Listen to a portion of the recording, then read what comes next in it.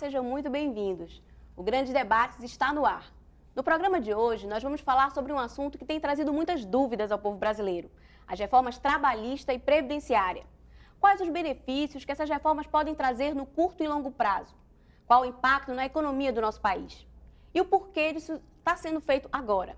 Esses são alguns dos pontos que nós vamos conversar hoje aqui. E para nos esclarecer sobre esses assuntos, nós convidamos o professor Elton Salles, professor de Direito Previdenciário, a professora Regina Maciel, doutora em Psicologia Experimental e coordenadora do Laboratório de Estudos sobre Trabalho, o aluno Matheus Lins, estudante de Direito, e o José Memória, estudante de Medicina. Eu gostaria de começar com a seguinte pergunta: as reformas trabalhista e previdenciária são tão necessárias como tem constantemente afirmado o governo?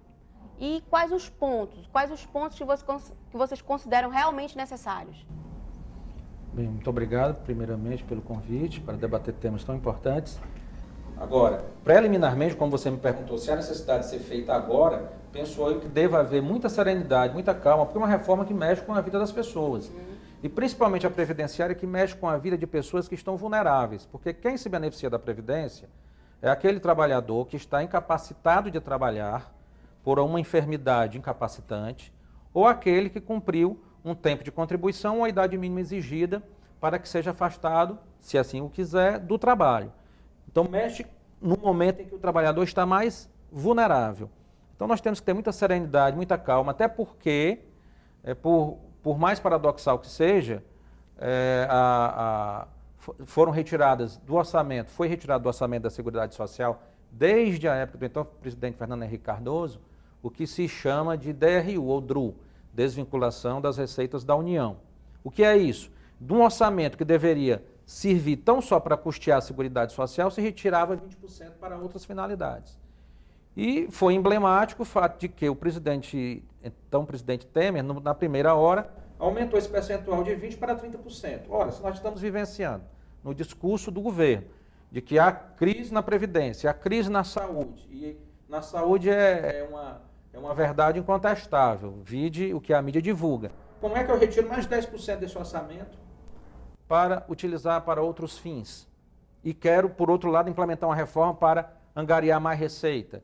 Então, algo não está bem explicado. Então, essa reforma, ela necessita, para ser implementada, de uma discussão muito mais ampla, muito mais serena, muito mais calma. Até porque esse Congresso que aí está, mais da metade dos parlamentares está sendo investigada por indícios de corrupção. Então, penso eu que o momento é muito delicado e não seria um momento adequado para se pensar em reformas tão sérias como estas, a reforma trabalhista e a reforma previdenciária. Obrigada, professor. Professora Regina, você concorda com o professor? Você concorda que realmente, da forma que está sendo conduzida a reforma, tem algum ponto positivo que você acredita que devesse acontecer realmente? Bom, eu vou me ater mais à reforma trabalhista, né?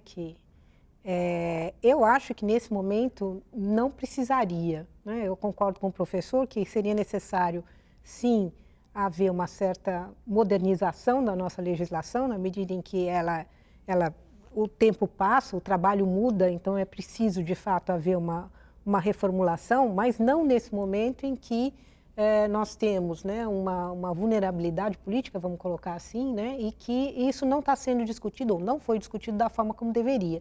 Inclusive, o que a reforma traz enquanto pontos principais não vai ter assim, uma influência muito grande, ou um ganho grande para o trabalhador, muito pelo contrário, né? Quase todos os pontos da reforma são ganhos para os empresários. E isso dificulta muito a maneira como iremos todos trabalhar daqui para frente. Quer dizer, o trabalho vai deixar de ser do jeito que a gente conhece para ser alguma coisa muito diferente. A terceirização foi um primeiro passo, que houve a lei da terceirização irrestrita. Isso significa que mesmo naqueles trabalhos onde o fim, né, a empresa tem um objetivo, pode-se terceirizar tudo, né? A terceirização a gente já sabia, mesmo antes da reforma, que não é bom para o trabalhador, porque no final das contas ele acaba ganhando menos, porque vai ter um intermediário que vai ganhar parte do salário dele, né? E ele tem muito menos segurança, tanto no emprego, quanto em relação à saúde, quanto em relação a acidente de trabalho. E a terceirização, então, já é um problema. Além disso, foram aprovados, né, nessa reforma as férias parceladas, quer dizer, as pessoas podem tirar menos do que um mês de férias ou tirar essas férias em períodos diferentes, o que é ruim, se a gente pensar que as pessoas deveriam ter um mês de descanso, né, para se recuperar do trabalho. A gente tem a questão da negociação coletiva, não é que não existia, né, já existia isso de certa maneira, né? Qualquer tipo de negociação que fosse feita com o sindicato, pelo menos no que se refere às questões de saúde do trabalhador, ela teria prevalência sobre a legislação se o sindicato abrisse mão.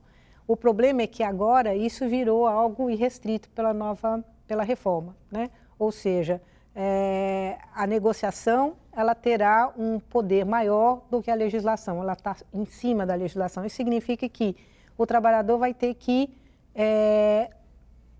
teoricamente, falar de igual para igual com o patrão para poder conseguir o que ele quer. E é claro que isso não vai existir nunca. A professora tocou num ponto que foi, eu acredito que é um ponto que foi utilizado para ser vendida essa reforma trabalhista, né? E foi a palavra modernização. A reforma trabalhista ela foi, de fato, vendida pela mídia e até mesmo pela própria política, que ela era uma modernização às leis trabalhistas. De fato, se você pega a CLT, que é um decreto-lei de 1943, e você analisa, nós estamos em 2017, essa é uma palavra que cabe muito bem. Mas é importante a gente ver que existiram leis que foram o tempo todo acompanhando mudanças sociais e formas de trabalho que foram nascendo, né? Não todas as mudanças de trabalho necessárias, mas muitas foram acompanhadas. O que a reforma fez, em verdade, foi de fato fazer uso dessa palavra para poder trazer mudanças que muitas vezes, quer dizer, a maioria delas, eu acho que a maioria esmagadora, como a professora bem colocou, são prejudiciais ao trabalhador e favorável ao empregador. Dentre elas, exatamente esse princípio, que é do negociado sobre o legislado, né? Que é o quê? Que é quando acordos coletivos, ou seja, um acordo entre uma empresa e um sindicato, ou uma convenção coletiva, um acordo entre um sindicato de patrões e um sindicato de empregados, possa fazer alterações na lei. Isso já era previsto na CLT, mas antes só podiam fazer alterações que eram benéficas ao trabalhador. Hoje em dia não. Com essas reformas, essas modificações, essas mudanças, elas podem ter até um impacto negativo no sentido de serem abaixo do que a lei vem prevendo, né? Então, de fato, não tem como, pelo menos em uma posição minha de aluno, não tem como ver uma mudança positiva, algo positivo. E eu acho que até mesmo a palavra modernização, ela é utilizada de uma maneira errada, ela foi utilizada mesmo para poder vender as reformas.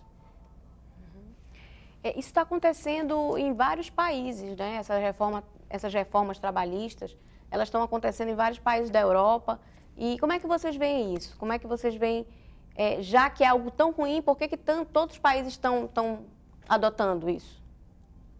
Mas não do jeito que a gente está fazendo. Eu acho que os países mais desenvolvidos, os países europeus, por exemplo, eles têm essa questão da modernização em vista, uma vez que o trabalho mudou muito. Aí a gente tem o exemplo, por exemplo, da Dinamarca, onde você tem pleno emprego. E como é que eles conseguem isso? Eles têm toda uma legislação relacionada com o trabalhador, a facilidade, que é o que os empresários nossos queriam, né? A facilidade de mandar embora o funcionário, ele não é obrigado a ficar com o funcionário, não sei se vocês conhecem a legislação dinamarquesa, mas é uma mudança que eles fizeram há pouco tempo atrás. Então, diferentemente dos outros países europeus, principalmente, o empresário pode mandar embora a hora que quiser, mas o governo acolhe e esse trabalhador ele vai ter possibilidade de arrumar um outro trabalho para ser feito, né? Então, há uma modernização, mas há uma modernização que olha também para a questão do prejuízo que o trabalhador pode ter, né? Então, o que não ocorreu aqui, eu acho. E por que vocês acham, por que a pressa em aprovar essas reformas? O que vocês acham sobre isso? Com relação à reforma previdenciária especificamente, deixando sempre claro aquela abordagem inicial, de que há necessidade de uma ampla discussão, de um aprofundamento da discussão do tema, alguns pontos que foram tratados na proposta original, a proposta original foi draconiana, realmente ela foi extremamente prejudicial aos beneficiários da Previdência Social. Houve uma amenização no substitutivo, foi apresentado na Câmara e, por exemplo, o que se exigia antes como o atingimento de 100% da média no regime geral de Previdência Social para que a pessoa se aposentasse por tempo de contribuição, que exigia 49 anos de tempo de contribuição do trabalhador, foi amenizado e a exigência com substitutivo é de 40 anos. Em verdade, não existe mais uma aposentadoria por tempo de contribuição pura, como hoje ainda está previsto. Foi estabelecida uma aposentadoria por idade, no substitutivo, para deixar bem claro, a reforma está parada, né, e está em stand-by por conta dessa crise política que assola o país, mas o que está posto no substitutivo é o seguinte: a idade mínima para o homem é de 65 anos, a idade mínima para a mulher se aposentar é de 62 anos, e para que eles possam se aposentar com esta idade, eles têm que ter contribuído pelo menos durante 25 anos. E a partir de um tempo contributivo maior do que esses 25 anos, respeitada essa idade mínima, pode haver um acréscimo percentual que poderá integralizar até o chamado 100% de uma média aritmética de cálculo do valor dessa aposentadoria. Então, indiscutivelmente, nos modelos praticados no mundo todo, há uma aproximação desses modelos, porque o Brasil era um dos poucos países que adotava, pouquíssimos mesmo, países que adotava a aposentadoria por tempo de contribuição pura. Então, é necessário, sem dúvida, haver essa adequação de idade versus tempo de contribuição, porque as práticas internacionais têm se mostrado, nesse aspecto, positivas. Então, é um aspecto positivo na reforma previdenciária, que eu vislumbro.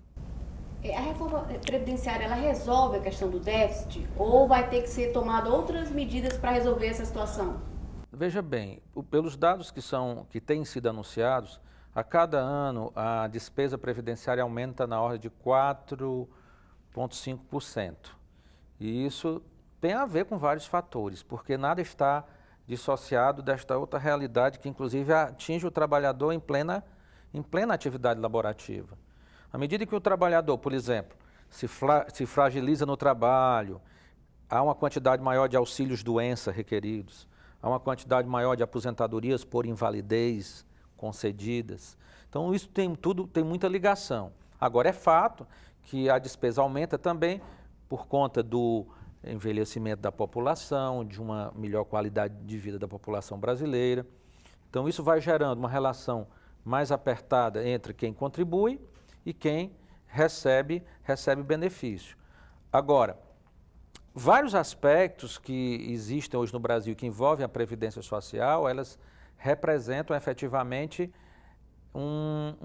vamos dizer assim, uma fragilização do sistema. Um dos pontos que eu vislumbro particularmente é a questão da aposentadoria para o segurado especial, que é o trabalhador que exerce atividade rural, pesca artesanal ou trabalho extrativista. Com a Constituição de 88, e depois regulamentado pela Lei 8.213, foi estabelecido que esses trabalhadores, independentemente de contribuírem, eles teriam acesso a um salário mínimo, bastando comprovar o exercício dessa atividade. Sabidamente, o trabalho no campo, o trabalho da pesca, o trabalho extrativista é um trabalho extremamente penoso. E a sociedade brasileira de então, ela quis realmente trazer para a Previdência Social, que é o lugar do trabalhador, essa proteção. Agora, infelizmente, a sociedade brasileira, como em outros vários setores, ela não trabalhou bem nisso. Por que não trabalhou? Porque é impressionante como a sociedade brasileira, quando eu falo sociedade, para não... Mas ela trabalha com aquela visão de que o que é público é de ninguém, quando na verdade o que a nossa visão teria que ser, o que é público é de todos. Muita gente que não era trabalhador rural, realmente forjou provas para se aposentar como trabalhador rural. Muita gente que não detinha essa condição se aproveitou dessa realidade para ter acesso a esse tipo de benefício. E diante de uma visão, e a gente tem que reconhecer, diante da ineficiência do Estado brasileiro, e aí do próprio INSS, em ter políticas seguras de uma maior fiscalização, verificação dessa condição, o que que fez? O que que aconteceu? Houve a judicialização dessa concessão desses benefícios rurais. E aquela imagem de que o INSS erraria demais, prejudica sempre o trabalhador, fez com que o judiciário apostasse numa visão de decisão sempre muito benéfica ao trabalhador rural. Então, muita gente foi aposentada, na minha avaliação, com um grau de subjetivismo muito grande, que é o que se chama em direito inspeção judicial, é olhar se as mãos têm calosidade, se a pessoa tem uma aparência de trabalhador rural ou não tem, quando, na verdade, nós teríamos que ter critérios mais rigorosos para aferir isso. E aí o Estado executivo, né, o poder, na sua função executiva, teria que ter mecanismos para efetivamente verificar quem tem direito e conceder essa proteção e negar o direito para quem está forjando essa situação.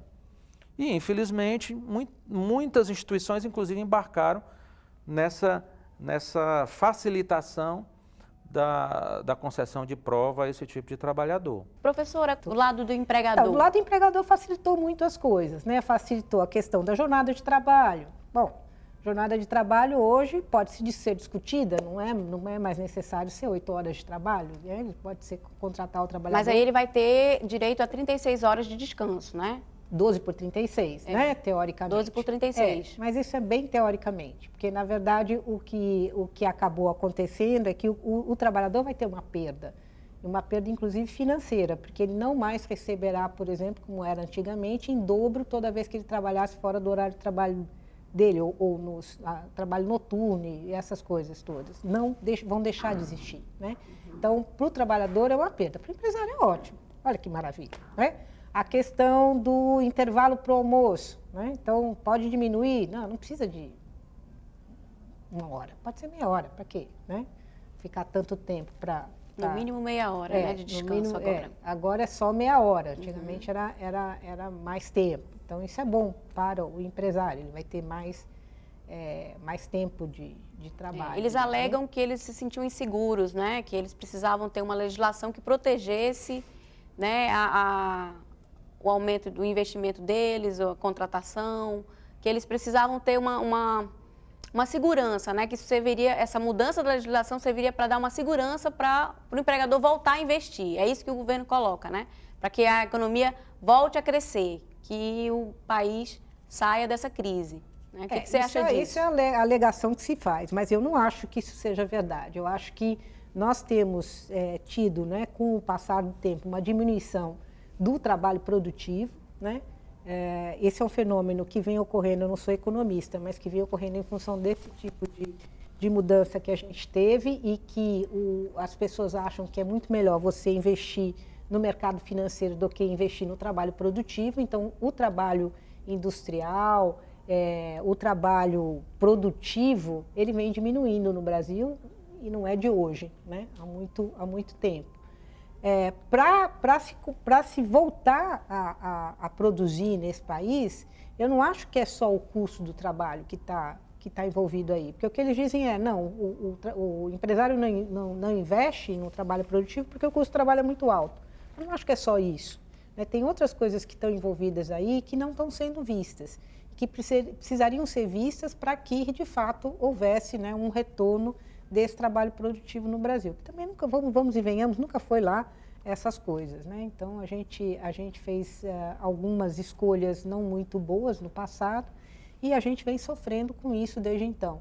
E a gente, em vez de ir para o lado da melhoria, a gente tem ido para o lado do pior, eu acho, no meu ponto de vista. Para o futuro do Brasil, em relação ao que a professora estava falando sobre os pontos negativos e positivos da reforma trabalhista. Outro ponto também que, ao meu ponto de vista, é negativo para o trabalhador e positivo para o empregador, que agora eles estão, o salário, né, antigamente o benefício tudo era calculado, né, do trabalhador, dos impostos, com o salário bruto. Agora tem o mecanismo de você colocar a bônus, você colocar produtividade, você colocar alguns ganhos do trabalhador e isso não ser atrelado realmente ao salário, né? Isso não ter repercussão no que a empresa vai contribuir, né? Ou seja, o trabalhador é ruim, porque ele pode receber menos benefício, né? Mas o empregador é bom, por quê? Porque ele pode dar um benefício para o trabalhador, mas também pode retirar, né? Se o trabalhador estava na função e estava produzindo mais, o empresário dá esse bônus para ele. Quando isso não acontece mais, ele tira. Então isso é importante para o empregador, para ele conseguir ter mais flexibilidade na forma de trabalhar e de investir no Brasil. Agora, com o que a professora falou, a questão do trabalhador é muito preocupante, a terceirização. Porque no mundo todo a terceirização já é conhecida por trabalhos, tanto na parte de saúde do trabalhador, né, como na parte de trabalho de saúde pública, que o empregador, sempre que contrata o trabalhador por terceirização, o trabalhador tem problemas mais recorrentes de acidente do trabalho, né, que repercute também na previdência, por invalidez, problemas psicológicos, né, problemas sociais, e isso não está sendo muito debatido, né, as repercussões da terceirização geral no trabalhador, né. Agora, isso é muito importante a gente perceber que a Fiesp, que é a Federação da Indústria de São Paulo, é um dos empresários que mais faz lobby, né, no Congresso para que isso seja aprovado.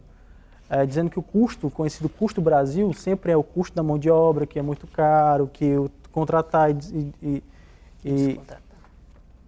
colocar o funcionário, né, para outras funções, tudo é muito dispendioso, mas eles esquecem que tem várias condições, né? Eu também não sou economista, mas tem várias condições sociais para que isso aconteça. Por exemplo, a questão do financiamento no Brasil, nós temos considerado os maiores juros do mundo. Isso atrapalha, isso é custo, né? A questão da logística do Brasil, nós temos um transporte de cargas, de mercadorias muito caro, né? Além disso, nós temos também a questão da escala, nós estamos competindo com a China, com a Índia, que são bilhões de pessoas. É um mercado de outra escala. A questão do câmbio também, nosso câmbio, o real está desvalorizado, agora melhorou, mas antes estava valorizado. Então isso tudo repercute no custo da produção. Só que o empresário só está focando no custo do trabalho. Ele está esquecendo todas as outras variáveis que são necessárias para isso. E a gente tem que pensar que cada país tem a sua história. A gente não pode achar que vai pegar um modelo europeu, um modelo americano e colocar no Brasil e vai dar certo. Não existe essa varinha de condão. O modelo americano ele é um pouco mais focado na questão do trabalhador, que o trabalhador pode trabalhar, que recebe por hora, né? Diferente aqui do Brasil, mas com a reforma trabalhista vai mudar isso, o trabalhador vai poder receber por hora, mas tem um perigo. O trabalhador recebe por hora, mas pode receber abaixo do salário mínimo, né? Pelo trabalhador intermitente. Isso é um perigo. Será que isso vai virar uma regra? Né? As pessoas trabalharem e receberem menos do que estão recebendo hoje? Então isso tem que ser colocado imposto. Ao mesmo tempo que a Alemanha é um país onde o custo do trabalho é maior que o do Brasil. E é um país mais desenvolvido da Europa, é um país onde cresce mais, é um país onde carrega o resto da zona do euro sozinho nas costas. Então, a gente tem que ver que o mundo do trabalho é muito mais complexo. A produtividade do trabalho, o trabalhador alemão ele é muito mais produtivo, porque ele tem mais especializado, ele tem maior educação, ele tem maior acesso a bens e serviços, a economia lá é mais dinâmica, né, tem mais liberdade. Então, tudo isso influencia na produtividade do Brasil. Então, seria uma saída digamos, um investimento em uma previdência privada? Nasce o seu filho, você registra, você já pode fazer uma previdência privada para ele. Não há impedimento nenhum. Evidentemente que um investimento de quem pode investir também na previdência privada é algo muito salutar.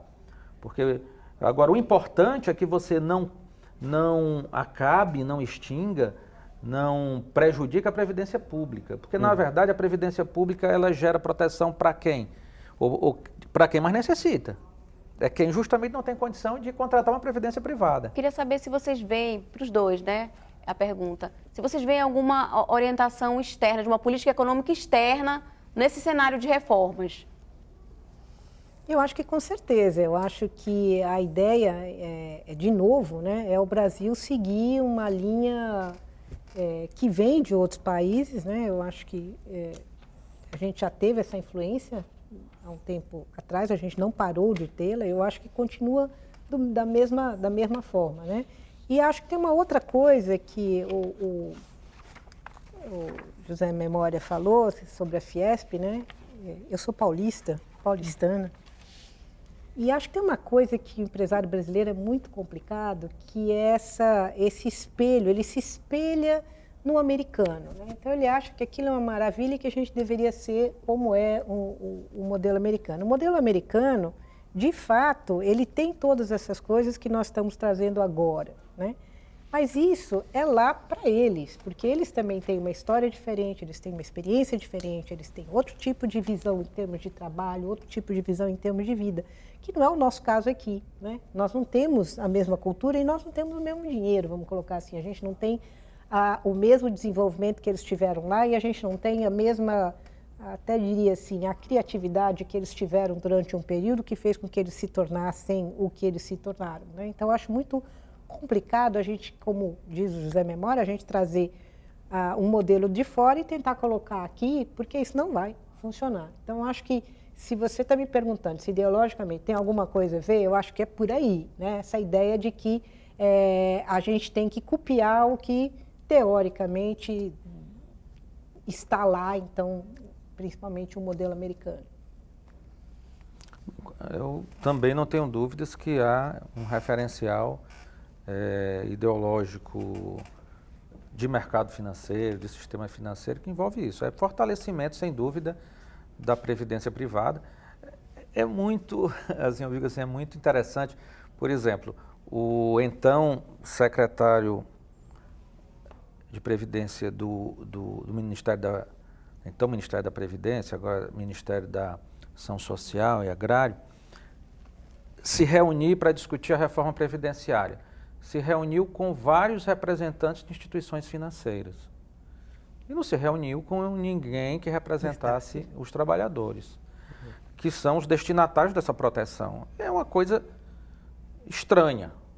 Por que não se reunir com a sociedade de um modo amplo? Me reúno com as instituições financeiras, se for o caso, me reúno com as entidades representativas dos trabalhadores, ouço estatísticos, ouço atuários, ouço economistas, ouço juristas especializados na área previdenciária. É muito estranho, é muito estranho. E eu acho que sim, sem dúvida, há um referencial ideológico atrelado ao mercado financeiro, de fortalecimento da previdência privada. É realmente fortalecê-la em detrimento de uma previdência pública. Mas nós não podemos nos esquecer que Seguridade Social e, portanto, Previdência Social é um dos maiores instrumentos de distribuição de renda do mundo. Você retira recursos de regiões do Brasil em que há superávit na Previdência e injeta em regiões em que há déficit. Quer dizer, é induvidável, quer dizer, não há dúvida de que o interior do Nordeste, por exemplo, que é uma região muito pobre, as pequenas cidades sobrevivem praticamente, a economia local sobrevive às custas do que os aposentados recebem da Previdência Social, que supera o dinheiro lá injetado, o fundo de participação dos municípios. É tanto que houve um abalo na economia local quando houve aquele crescimento exacerbado dos tais empréstimos consignados. Então não podemos esquecer disso, que é política social, política pública social, que não pode ser esquecida. Só para complementar um pouco o que o professor falou, da mesma forma que a carga tributária, os impostos, é uma forma de você distribuir riqueza, e a previdência social também é uma forma de você redistribuir a riqueza, também é uma forma de você concentrar a riqueza, né? Como é no caso da histórica diferença entre a remuneração dos funcionários públicos e dos funcionários privados. Né? Por exemplo, o teto dos funcionários privados é 3, 4 mil reais, né, no máximo. Hoje, 5.531. 5.500. Já o público, antes da reforma, era de 18, 20, 25 mil reais, né? E também tinha a questão dos governadores, as aposentadorias um pouco complicadas. Um governador ou mesmo um juiz que ganha vários benefícios e pode passar até a questão do teto, né? Do teto do funcionalismo público. Isso é um fator que a gente tem que olhar, que a Previdência Social também pode gerar concentração de riqueza. Mas, voltando um pouco ao assunto sobre a questão quem é interesse. O que é interesse nessas reformas? Todo governo tem interesse. seja de esquerda, seja de direita, seja de centro, seja mais liberal, mais mercado, menos mercado, mais estatizante. Então você tem que entender quais são os atores que estão no governo, né? Assim, eu não posso afirmar porque eu não faço parte do governo, mas é muito estranho um governo onde o ministro da Fazenda, Henrique Meirelles, já foi executivo do Banco Boston, o Banco dos Estados Unidos, já foi executivo no Banco dos Estados Unidos e agora ele faz parte da economia, ele manda na economia brasileira. Da mesma forma que é muito estranho, assim, a gente tem que parar para pensar, fazer até uma reflexão filosófica e de cidadã, como é que o presidente do Banco Central é um ex-diretor do Banco Itaú, né? Então, aqui no Brasil a gente tem muito essa dificuldade de separar o público e o privado, né? O cara está a pessoa trabalha no Estado e no outro dia está trabalhando no banco e no outro dia está trabalhando de novo no Estado. Essa relação, a gente tem que amadurecer mais a nossa democracia a respeito disso, porque isso interfere diretamente em como o governo atua, né? E, como o professor falou, essa urgência, né? Os professores estão falando que a urgência, por que o governo está falando de tanta urgência? Eu entendo que faz parte de vender o produto, de vender as reformas, mas nós não podemos esquecer que o próprio governo Temer passou uma proposta chamada PEC 55, que é o controle dos gastos. O que significa? Essa PEC está entrando em vigor. O gasto do governo vai ser controlado, só pode, de um ano para o outro, só pode variar a inflação, né, que agora está 3%, 2%. Então, o que acontece? Os gastos da Previdência vão continuar subindo, estão continuando subindo, né? E agora tem um teto. Vai ter um conflito de interesses, um conflito no orçamento, né? Porque quem é que influencia o orçamento? Né? Como é que vai ser essa influência? Quem vai dividir? Como é que vai ser rateado o orçamento do Brasil? A questão orçamentária é uma questão muito discutida por todos os deputados, por todos os congressistas. Por quê? Porque vai afetar diretamente a vida de cada um de nós. E cada um, como cidadão, tem que refletir sobre isso. Para onde está indo o dinheiro do orçamento? Né? E com essa PEC do controle dos gastos, a tendência que a gente está observando é a diminuição cada vez maior do gasto em seguridade social, em saúde, em assistência social, em querendo tirar recursos da Previdência com a DRU, que o professor citou. Além disso, diminuição de gastos de educação. Para quê? Para que você consiga volume de dinheiro para o mercado financeiro, para pagar a dívida do Brasil, né? A dívida e a rolagem da dívida do Brasil, né? E a gente tem que entender assim, então tudo bem, na casa de cada um de nós o gasto é controlado, não é? O gasto é controlado, a gente tem um limite de gastos. O governo também tem que ser assim, né? Mas a questão é o seguinte, para onde vai os nossos impostos, né? Como é que é distribuído? Isso não é discutido, isso é apenas omitido na discussão. Matheus? Eu acredito que talvez o mais delicado entre as duas reformas é qual o impacto social que isso realmente vai trazer. Né? Qual o impacto social, eu digo, pensando a longo prazo. Porque a partir do momento que aconteceu a reforma trabalhista, que houve a sanção da legislação e que a legislação passa a ser incorporada, para poder fazer uma nova alteração, o processo é muito longo. Né? O processo é muito longo. Na verdade, o processo teria que começar do zero novamente, né? Fazer todo o trâmite novamente. E a gente sabe que talvez no futuro não existiria essa mesma agilidade. Então, é um prejuízo, digo, pensando por um lado social, grande, que a sociedade vai ter que carregar. E talvez eu falo isso, mais pensando pelo lado de que são trabalhadores que estão ali envolvidos, tanto com relação à reforma trabalhista como à reforma previdenciária, que eles são agentes diretamente conectados a essas duas reformas e que, querendo ou não, são essas pessoas que alimentam o mercado consumidor, que são essas pessoas que geram a venda de mercadorias que os empresários, os empregadores vão precisar vender. Né? Então, até que ponto, de repente, essa reforma trabalhista, essa reforma previdenciária, pode vir a agredir o mercado nacional? E, de repente, a gente pode até pensar, talvez possa trazer melhorias. Isso é a imagem que está sendo vendida, né? Que talvez possa trazer melhorias. Mas talvez a grande imagem por detrás é que vai existir uma precarização das relações de trabalho, que as relações de emprego, elas vão estar atingidas diretamente, elas vão estar prejudicadas, elas vão estar precarizadas, e que talvez aquele trabalhador que antes se sustentava com salário mínimo, que vai passar a receber menos do que isso, ele vai ter dificuldade também de adquirir produtos, né? E até que ponto isso vai impactar a economia, até que ponto isso vai atacar também o empregador e, mais do que isso, atacar o Estado, né? Porque o Estado está fazendo essas reformas também, principalmente a previdenciária, para poder arrecadar mais fundos. Obrigado, Matheus. Nada. Bom, gente, eu gostaria de agradecer a participação de todos vocês aqui. E você aí de casa, muito obrigado pela sua audiência. Eu espero que a gente tenha conseguido esclarecer algumas de suas dúvidas. E é isso, o Grande Debate vai ficando por aqui. Até a próxima!